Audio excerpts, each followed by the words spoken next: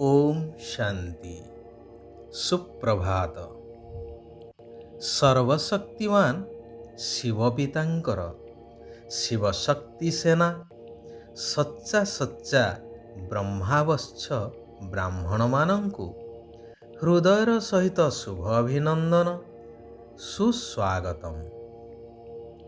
शिव बाबा कहउछंती मिठा संतानगण वर्तमान सारा दुनिया अज्ञान अंधकार रूपक रात्रि द्वारा आच्छादित हो रही। एबे समाप्त हेबाकु जाउछि। ज्ञानालोक द्वारा पवित्र सतो प्रधान सुख शांति संपन्न सत्ययुगी दिन मु तुम पाई नहीं आसुछि। एबे सीधा सड़क मो ठारू यह प्राप्त कर। अंधकार भितरे एणे तेणे घूरी बुली धक्का खाइबार आवश्यकता नहीं, जेहेतु सत्य पितांकर परिचय तुमको एबे मिली जाइछि। मो सहित समस्तंकु एबे शांति धाम घर को फेरिबा को हेबो। तेबे एही स्थिति केवल प्राप्त होई पारिबो जोग शक्ति द्वारा।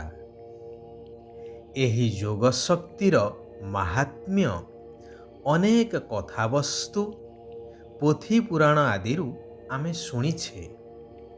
जेपरिकी मुनि ऋषि माने तांकर जोग शक्ति द्वारा हिंस्र जीव जंतु को मध्य वश करि पारुथिले। एपरिकी परिवेश बा प्रकृति को मध्य वश करि पारुथिले। ताहा हेउछि पुणी तत्व जोग बा हठ जोग द्वारा। आहुरी एक मुख्य कथा मध्य हेउछि जे ब्रह्मा संकल्प द्वारा सृष्टि रचना करिबा। संकल्प द्वारा सृष्टि रचना करिबा अर्थात संकल्प सही भली सिद्ध हेबा दरकार। तेणु सही भली संकल्प सिद्ध सेतेबेले ही थाए जेतेबेले तपोबल द्वारा आत्मिक शक्ति जाग्रत हुए। तेबे जहा गायन अछि कि भारतर प्राचीन राजयोग अर्थात जेउ जोग द्वारा राज्य प्राप्त ही थाए ताहा समस्तंकु स्वीकार करिवा को हेबो। यह कौनसी अंधविश्वास नुहे। वर्तमान स्वयं निराकार परमात्मा शिव भगवान आसीछंती भारतर सही प्राचीन सहज राजयोगर शिक्षा प्रदान पूर्वक पुनः एई धरा पृष्ठरे सत्ययुगी स्वर्गराज्य स्थापन करिवा पाई। सेथिपाई भगवान कहउछंती निजकु शरीर ठारू अलगा ज्योतिर्बिंदु आत्मा निश्चय करी निराकार ज्योतिर्बिंदु परमात्मा पितांकु अति कमरे 8 घंटा मने पकई चाल। एही जोगर अभ्यास करी चाल, तेबे आपणा छाए विश्व कल्याणर सेवा होई चलिबो। कारण एही जोग अभ्यास द्वारा सारा विश्वरे पवित्रता और शांतिर तरंग परिव्याप्त होई थाए। जन्म जन्मांतरर विकर्म जहा आत्मारे भरी हेई रहिछि ताहा समाप्त होई थाए एवं आत्मा दैवी गुण संपन्न होई सत्ययुगी दैवी दुनिया रे उच्च पद प्राप्त होई थाए। तेणु एही आत्मिक यात्रा रे केबे भी थकी जाओ नाही। देहर स्मृति को भूली देही अभिमानी बा आत्म अभिमानी हेबार निरंतर अभ्यास करि चाल। गीतरे मध्य सचेतनतार वार्ता दे चलुछंती ना कि रात के राही थक मत जाना सुबह का मंजिल दूर है नहीं। अर्थात ଭକ୍ତି ମାର୍ଗର କଳିଯୁଗୀ ରାତ୍ରିର ପଥିକ ଥକି ଯାଅ ନାହିଁ। ଏହି ରାତି ଏବେ ଶେଷ ହେବାକୁ ଯାଉଛି ଏବଂ ସତ୍ୟଯୁଗୀ ନୂଆ ସକାଳ ଆଉ ଦୂର ନାହିଁ।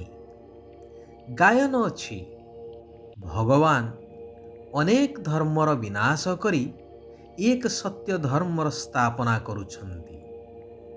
ତେବେ ଭଗବାନ କହୁଛନ୍ତି, ମୁଁ ତୁମମାନଙ୍କୁ ଅଧାକଳ୍ପ ଅର୍ଥାତ୍ 2 ଯୁଗ ସମ୍ପୂର୍ଣ୍ଣ ସୁଖ ଶାନ୍ତିର ସମ୍ପତ୍ତି ଦେବା ପାଇଁ ପ୍ରଥମେ ତୁମକୁ ସଚ୍ଚା ବ୍ରାହ୍ମଣ ଧର୍ମର କରାଉଛି, ଅର୍ଥାତ୍ ବ୍ରାହ୍ମଣ ଧର୍ମ ସ୍ଥାପନ କରୁଛି।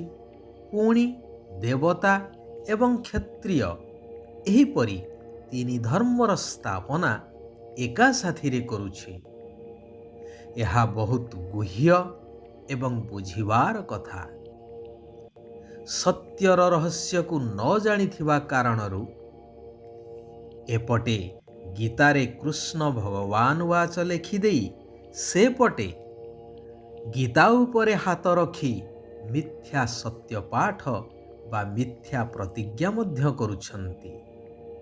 ସେହିମାନଙ୍କୁ ପ୍ରଶ୍ନ ପଚାରିବା ଦରକାର କି ଶ୍ରୀକୃଷ୍ଣ ବର୍ତ୍ତମାନ ହାଜିର ନାଜିର ଅଛନ୍ତି ନା ନିରାକାର ପରମାତ୍ମା ହାଜିର ନାଜିର ଅଛନ୍ତି? ସମସ୍ତେ କେବଳ ଦ୍ୱନ୍ଦ୍ୱରେ ପଡ଼ୁଛନ୍ତି। ଯାହା ଏପଟେ ଶିବଙ୍କୁ କହୁଛନ୍ତି ବ୍ରହ୍ମେଶ୍ୱର ଅର୍ଥାତ୍ ବ୍ରହ୍ମର ଈଶ୍ୱର, ସେପଟେ କହୁଛନ୍ତି ବ୍ରହ୍ମ ହିଁ ଭଗବାନ। ବ୍ରହ୍ମ କହିଲେ ତତ୍ତ୍ୱ, ଯାହାର ଈଶ୍ୱର ବା ମାଲିକ ହେଉଛନ୍ତି ନିରାକାର ପରମାତ୍ମା। ସେଥିପାଇଁ ତାଙ୍କୁ ବ୍ରହ୍ମେଶ୍ୱର ବୋଲି କୁହାଯାଉଛି।